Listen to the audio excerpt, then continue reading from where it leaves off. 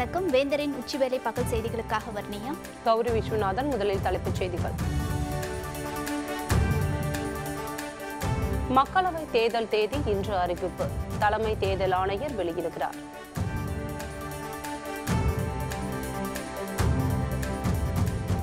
தமிழகம் முழுவதும் போலியோ சொட்டு மருந்து முகாம் முதல்வர் பழனிசாமி தொடங்கி வைத்தார்.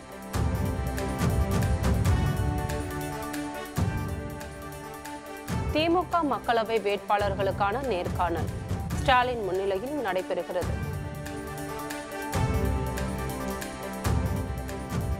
சட்டப்பேரவை இடைத்தேர்தலில் போட்டி இல்லை, ரஜினிகாந்த் அறிவிப்பு.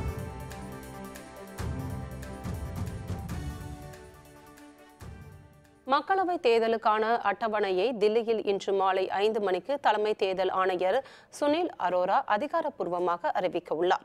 17வது நாடாளுமன்ற மக்களவை தேர்தலுக்கான ஏற்பாடுகளை தலைமை தேர்தல் ஆணையம் மேற்கொண்டு வருகிறது.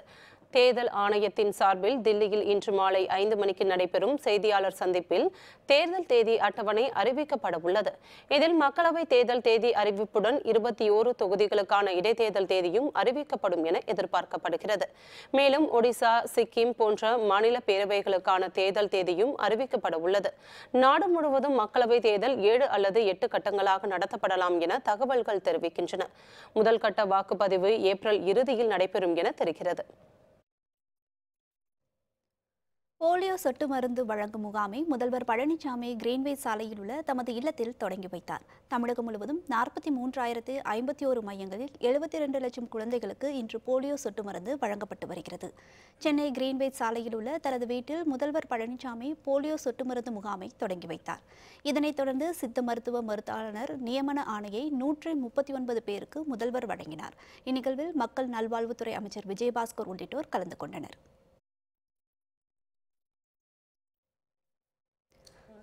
இதனையடுத்து செய்தியாளர்களிடம் பேசிய அமைச்சர் விஜயபாஸ்கர், தமிழகம் முழுவதும் போலியோ சொட்டு மருந்து வழங்க விரிவான ஏற்பாடுகள் மேற்கொள்ளப்பட்டுள்ளதாக தெரிவித்தார். அரசு ஆரம்ப சுகாதார நிலையங்களில் 24 மணி நேரமும் போலியோ சொட்டு மருந்து வழங்க ஏற்பாடு செய்யப்பட்டுள்ளதாக குறிப்பிட்ட அவர், 2 லட்சம் பணியாளர்கள் இந்த பணியில் ஈடுபடுத்தப்பட்டுள்ளதாக தெரிவித்தார். தமிழ்நாடு கடந்த 15 ஆண்டுகளாக போலியோ இல்லாத மாநிலமாக இருப்பதை அமைச்சர் சுட்டிக்காட்டினார். இந்தியாவை பொறுத்தவரையில் 8 ஆண்டுகளாக போலியோ இல்லாத நாடாக இந்தியா இருந்தாலும் தமிழ்நாடு போலியோ இல்லாத மாநிலமாக 15 ஆண்டுகள் என்ற அந்த ஒரு முன்னணியில் இருந்து கொண்டிருக்கிறது.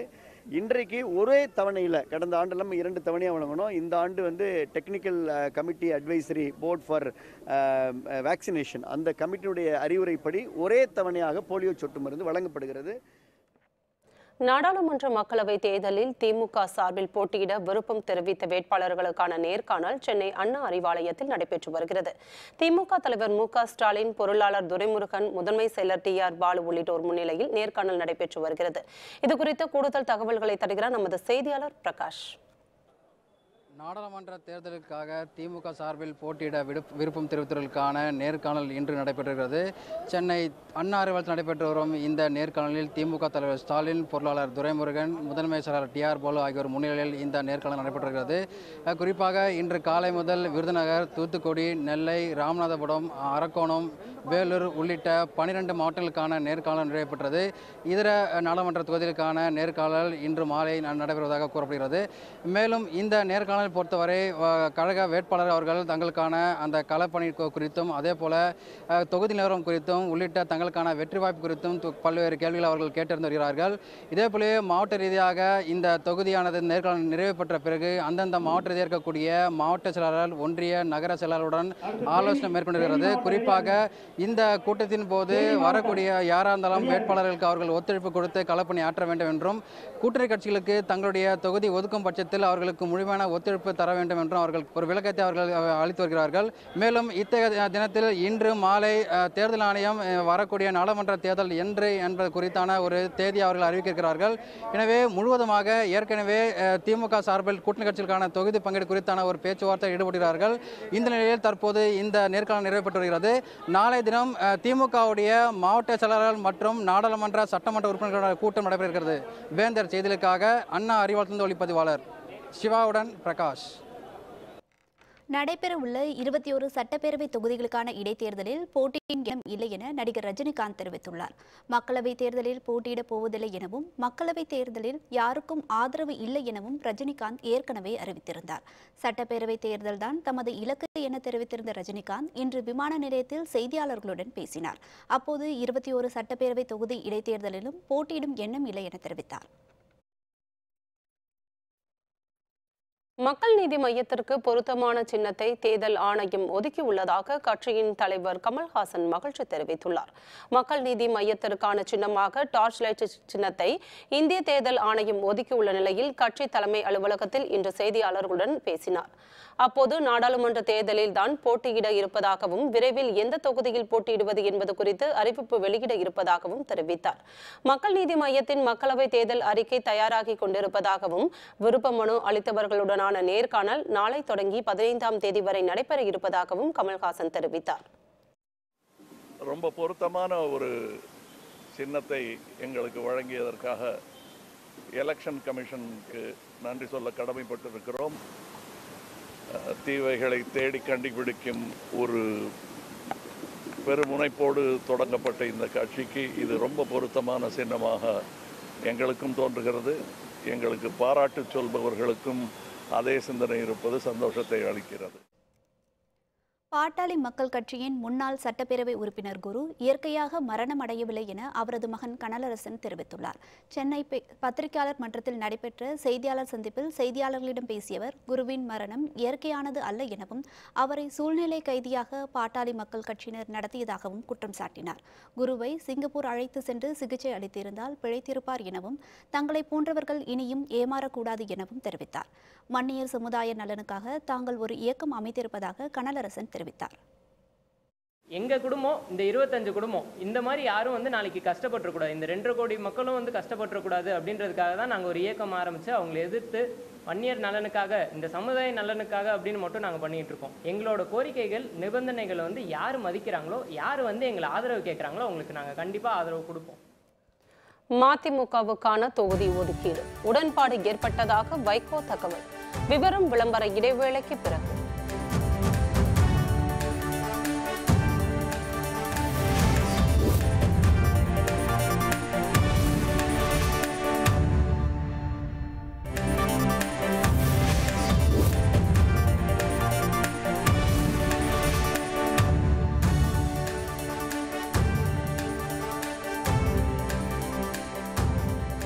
செய்திகள் தொடர்கின்றன. மதிமுக உடனான தொகுதி ஒதுக்கீடு உடன்பாடு சுமூகமாக முடிந்துள்ள நிலையில் போட்டியிடும் தொகுதியை திமுக தலைவர் மு க ஸ்டாலின் அறிவிப்பார் என கட்சியின் பொதுச் செயலர் வைகோ தெரிவித்துள்ளார். சென்னை அண்ணா அறிவாலயத்தில் திமுக கூட்டணியில் இடம்பெற்றுள்ள கட்சிகளுக்கான தொகுதி ஒதுக்கீடு உடன்பாடு குறித்த முதற்கட்ட பேச்சுவார்த்தை நடைபெற்று வருகிறது. நேற்று காங்கிரஸ், மார்க்சிய கம்யூனிஸ்ட், இந்திய கம்யூனிஸ்ட் ஆகிய கட்சி நிர்வாகிகளுடன் பேச்சுவார்த்தை நடத்தப்பட்டது. இன்று மதிமுக பொதுச் செயலர் வைகோவுடன் பேச்சுவார்த்தை நடத்தப்பட்டது. துணை பொதுச் செயலர் மல்லை சத்யா உள்பட முக்கிய நிர்வாகிகள் பங்கேற்றனர். தொகுதி ஒதுக்கீட்டில் உடன்பாடு எட்டப்பட்ட நிலையில் மதிமுக பொதுச் செயலர் வைகோ செய்தியாளர்களுடன் பேசினார். அப்போது மதிமுக போட்டியிடும் தொகுதி குறித்தும் போட்டியிடும் சின்னம் குறித்தும் திமுக தலைவர் ஸ்டாலின் அறிவிப்பார் என தெரிவித்தார். மறுமலர்ச்சி திராவிட முன்னேற்ற கழகம் எந்த தொகுதியில் போட்டியிடுவது என்பது குறித்து திமுக கழகத்தின் தலைவர் மாண்புமிகு தளபதி மு க ஸ்டாலின் அவர்களோடு பேசி கருத்துக்கள் பரிமாறப்பட்டிருக்கின்றன. உரிய நேரத்தில் திராவிட முன்னேற்ற கழக தலைவர் இந்த தொகுதி பங்கீட்டில் எந்தெந்த கட்சிக்கு எந்தெந்த தொகுதி என்று அவர்கள் அறிவிப்பார்கள். அதுவும் உரிய நேரத்தில் அறிவிக்கப்படும். உடன்பாடு ஏற்பட போய்த்தான் கையெழுத்து போட்டு வந்திருக்கோம். ராமநாதபுரம் தொகுதியை தங்களுக்கு ஒதுக்குமாறு கோரியுள்ளதாக இந்திய யூனியன் முஸ்லிம் லீக் கட்சியின் பொதுச் செயலர் காதர் மொய்தீன் செய்தியாளர்களிடம் தெரிவித்தார். அண்ணா அறிவாலயத்தில் திமுக உடனான தொகுதி ஒதுக்கீடு குறித்த முதல்கட்ட பேச்சுவார்த்தைக்கு பின்னர் செய்தியாளர்களை சந்தித்த அவர், ராமநாதபுரம் தொகுதியை தங்களுக்கு ஒதுக்குவார்கள் என நம்பிக்கை தெரிவித்தார். தோழமை கட்சிகளுடன் பேசி முடிவு செய்வதாக ஸ்டாலின் கூறியதாக காதர் மொய்தீன் தெரிவித்தார். எங்களுக்கு அளிக்கப்பட்டிருக்கிற ஒரே ஒரு தொகுதி பாண்டிச்சேரி உள்ளிட்ட 40 தொகுதிகளில் ஒரே தொகுதிதான். அந்த தொகுதியை நாங்கள் ராமநாதபுரமாக இருந்தால் நலமாக இருக்கும் என்று நாங்கள் கோரிக்கை வைத்திருக்கிறோம்.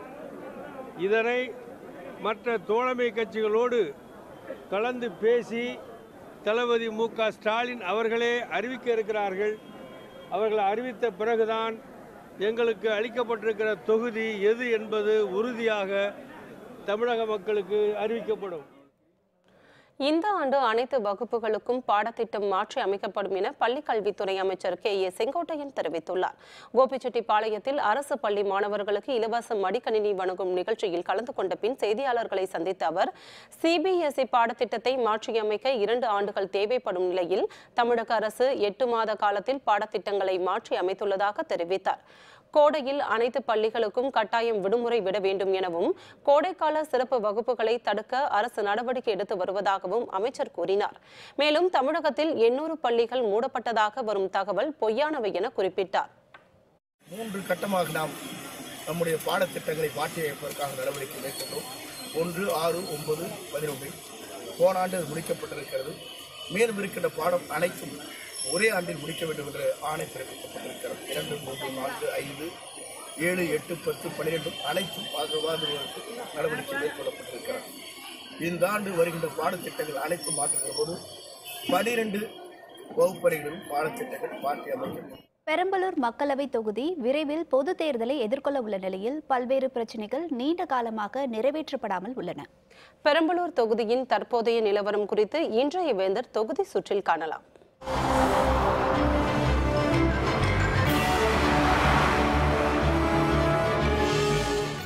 தனித்தொகுதியாக இருந்து வந்த பெரம்பலூர் தொகுதி மறு சீரமைப்புக்கு பின்பு பொது தொகுதியாக மாற்றப்பட்டுள்ளது. பெரம்பலூர் மக்களவை தொகுதியில் முன்பு பெரம்பலூர் தனித்தொகுதி, உப்பிலியாபுரம் தனித்தொகுதி, வரகூர் தனித்தொகுதி, அரியலூர், ஆண்டிமடம், ஜெயங்கொண்டம் ஆகிய 6 பேரவை தொகுதிகள் இடம்பெற்றிருந்தன. தொகுதி மறு சீரமைப்புக்கு பின்பு குளித்தலை, லால்குடி, மண்ணச்சநல்லூர், முசிறி, துறையூர் தனித்தொகுதி, பெரம்பலூர் தனித்தொகுதி ஆகிய தொகுதிகள் இடம்பெற்றுள்ளன. பெரம்பலூர் தொகுதியில் இருந்த ஜெயங்கொண்டம், அரியலூர் ஆகியவை சிதம்பரம் தொகுதியில் இணைக்கப்பட்டுள்ளன. அதேபோல் திருச்சி மக்களவை தொகுதியில் இருந்த லால்குடி, முசிறி ஆகியவை பெரம்பலூர் தொகுதியில் சேர்க்கப்பட்டுள்ளன. கரூர் நாடாளுமன்ற தொகுதியில் இருந்த குளித்தலை பெரம்பலூர் தொகுதியில் இணைக்கப்பட்டுள்ளது. மண்ணச்சநல்லூர் சட்டப்பேரவை தொகுதி புதிதாக உருவாக்கப்பட்டுள்ளது. பெரம்பலூர் மக்களவை தொகுதியில் ஆண் வாக்காளர்கள் 6,72,146, பெண் வாக்காளர்கள் 7,04,273, மூன்றாம் பாலினத்தவர்கள் 80 பேர் என மொத்தம் 13,76,499 வாக்காளர்கள் உள்ளனர். நாடு சுதந்திரம் பெற்ற பின்னர் பெரம்பலூர் மக்களவை தொகுதிக்கு 1952 முதல் இதுவரை நடைபெற்ற தேர்தல்களில் 7 முறை திமுக, 6 முறை அதிமுக, 2 முறை காங்கிரஸ் கட்சி வெற்றி பெற்றுள்ளன. 2014ஆம் ஆண்டு நடைபெற்ற பாராளுமன்ற தேர்தலில் போட்டியிட்டவர்களில் அதிமுகவைச் சேர்ந்த RB மருதை ராஜா 4,62,693 வாக்குகள் பெற்று வெற்றி பெற்றார். இந்திய ஜனநாயக கட்சியின் நிறுவனர் தலைவர் டாக்டர் பாரிவேந்தர் 2,38,887 வாக்குகள் பெற்றார். திமுக சார்பில் போட்டியிட்ட சீமானூர் பிரபு 2,49,645 வாக்குகளும், காங்கிரஸ் கட்சி சார்பில் போட்டியிட்ட ராஜசேகர் 31,998 வாக்குகளும் பெற்றனர். பெரம்பலூர் மக்களவை தொகுதி உறுப்பினர் மருதை ராஜா தனது பகுதிக்கு மத்திய அரசின் கேந்திரிய வித்யாலயா பள்ளியை கொண்டு வந்தது உள்ளிட்ட சில திட்டப்பணிகளை செய்துள்ளார். ஆனால் அதைவிட தீர்க்கப்படாத பிரச்சனைகள் பல உள்ளன. அதில் ஒரு சிலவற்றை காணலாம்.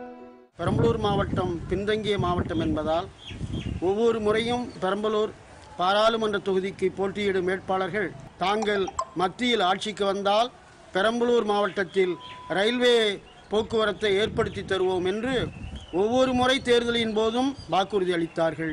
அந்த வாக்குறுதி வெறும் தேர்தல் அறிக்கையாகவும் வெற்றி அறிக்கையாகவும் தான் இருக்கிறதே ஒழிய ஒரு நாளும் செயல்படுத்தியதே இல்லை. இந்த பகுதியில் சிறப்பு பொருளாதார மண்டலம் அமைப்பதாக கடந்த 2-3 தேர்தலுக்கு முன்னால் அரசு நிலங்களை கையகப்படுத்தியது.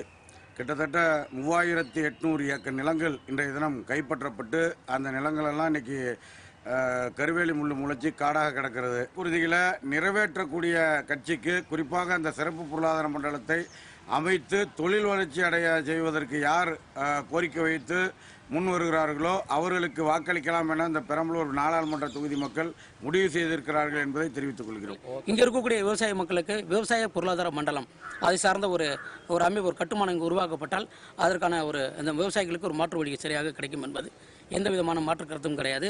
அதே போல் இந்த விவசாயிகளுக்கான இந்த வாங்கும் பொருட்களுக்கான நேரடி கொள்முதல் நிலையமும் இந்த மாவட்ட நிர்வாகம் உடனடியாக அது கொண்டு வரணும். இடைத்தரகர்கள் இல்லாமல் நேரடியாக அரசை கொள்முதல் செய்யப்படும் பொழுது அது உண்மையாகவும் நேர்மையாகவும் அந்த மக்களை போய் முழுமையாக சென்றடையும். பெரம்பலூர் நாடாளுமன்ற தொகுதி விவசாயத்தை நம்பி இருக்க தொகுதியாக இருக்குது. இங்கே உள்ள விவசாயிகள் அதிகப்படியான சாகுபடி நெல், கரும்பு, மக்காச்சோளம், சின்ன வெங்காயம், அது மட்டும் இல்லாமல் பூக்கள் மல்லிகைப்பூ, கேந்திப்பூ, செவ்வந்திப்பூ இதெல்லாம் சாகுபடி செஞ்சிட்ருக்காங்க. எசன்ஸ் பேட்டை திறந்தால் அது விவசாயிகளுக்கு ஒரு ஊக்குவிக்கமாக இருக்கும். இந்த தொகுதியில் தண்ணி பிரச்சனை பெரும் பிரச்சனையாக இருக்குது.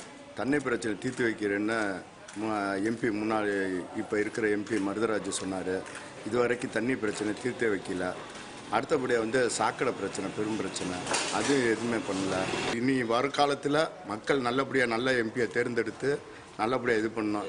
மனித தொகுதி மிகவும் முக்கியமான தொகுதி. அந்த தொகுதியில் சில மருதராஜா சில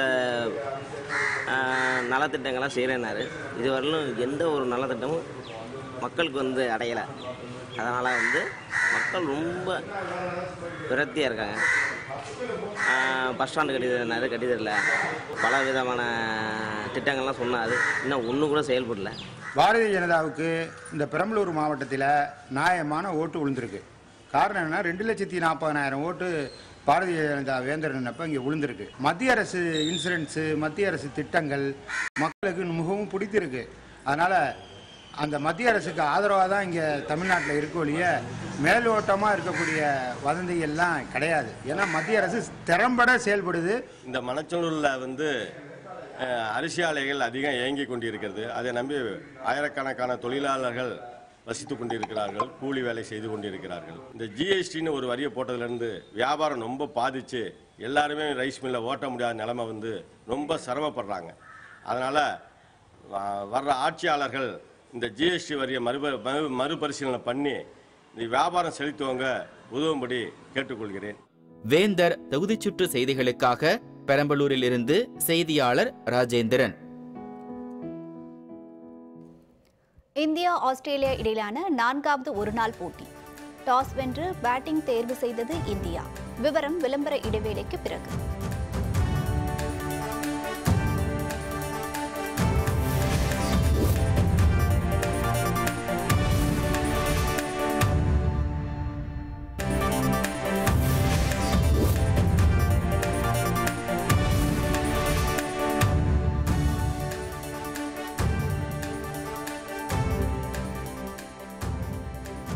செய்திகள் தொடர்கின்றன.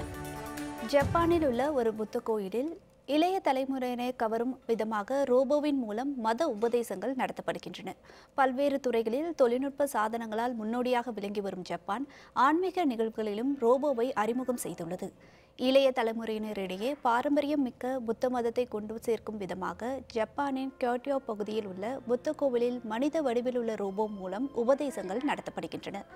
கண்ணோன் மின்டார் என்று பெயரிடப்பட்டுள்ள இந்த ரோபோ கியோட்டோ பகுதியில் உள்ள கெடாப்பி எனும் புத்த கோவிலில் பக்தர்களுக்கு உபதேசங்களை வழங்கி வருகிறது. வயதான தலைமை குருக்களின் போதனைகளால் இளைஞர்களுக்கு ஏற்படும் சலிப்பை தவிர்க்க மென்மையான குரல் வளம் பொருத்தப்பட்ட ரோபோவின் மூலம் புத்த கொள்கைகள் விளக்கப்படுவது இளைஞர்களை வெகுவாக கவர்ந்துள்ளது.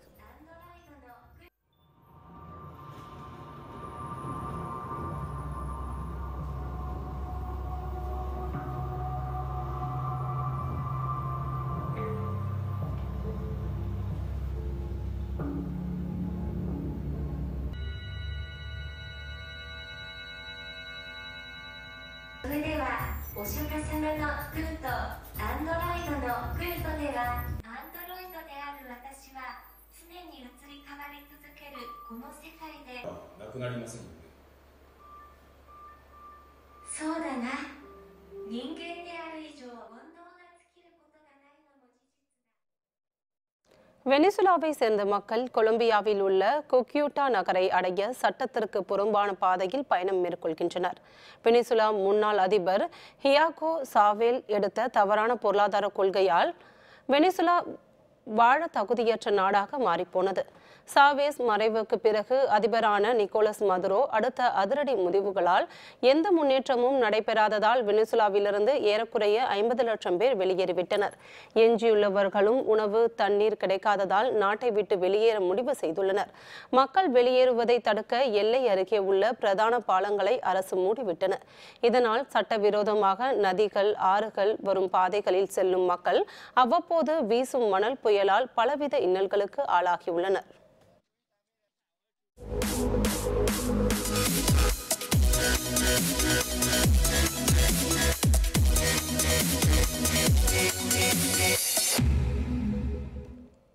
மோகாலியில் நடைபெறும் ஆஸ்திரேலியாவுக்கு எதிரான 4வது ஒருநாள் கிரிக்கெட் போட்டியில் டாஸ் வென்ற இந்தியா முதலில் பேட்டிங்கை தேர்வு செய்துள்ளது.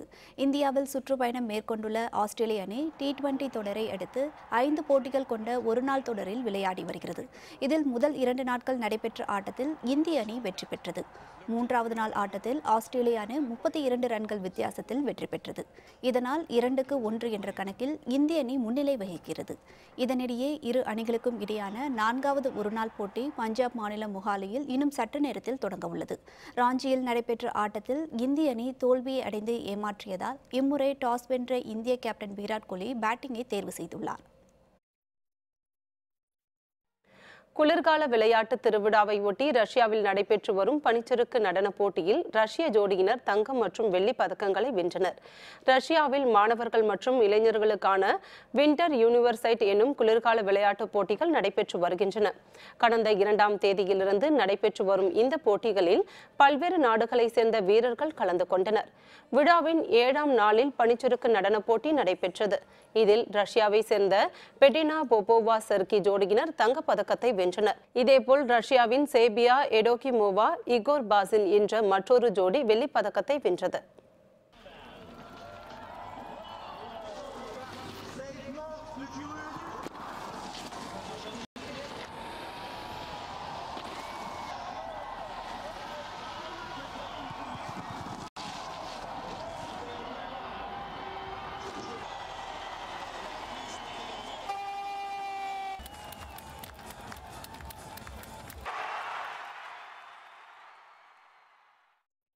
மீண்டும் தலைப்புச் செய்திகள்.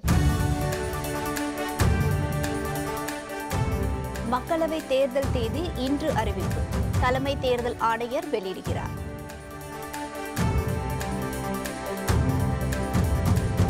தமிழகம் முழுவதும் போலியோ சொட்டு மருந்து முகாம் முதல்வர் பழனிசாமி தொடங்கி வைத்தார்.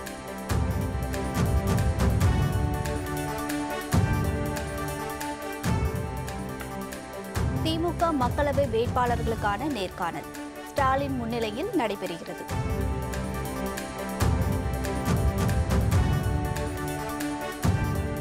சட்டப்பேரவை இடைத்தேர்தலில் போட்டி இல்லை, ரஜினிகாந்த் அறிவிப்பு. இத்துடன் வேந்தரின் உச்சிவேளை பகல் செய்திகள் நிறைவடைந்தன. வேந்தர் டிவி செயலியை பதிவிறக்கம் செய்து முக்கிய செய்திகளை நேர்கள் காணலாம். மீண்டும் மாலை 5:55 மணிக்கு வேந்தரின் அந்திமாலை குறு செய்திகளில் சந்திப்போம். வணக்கம்.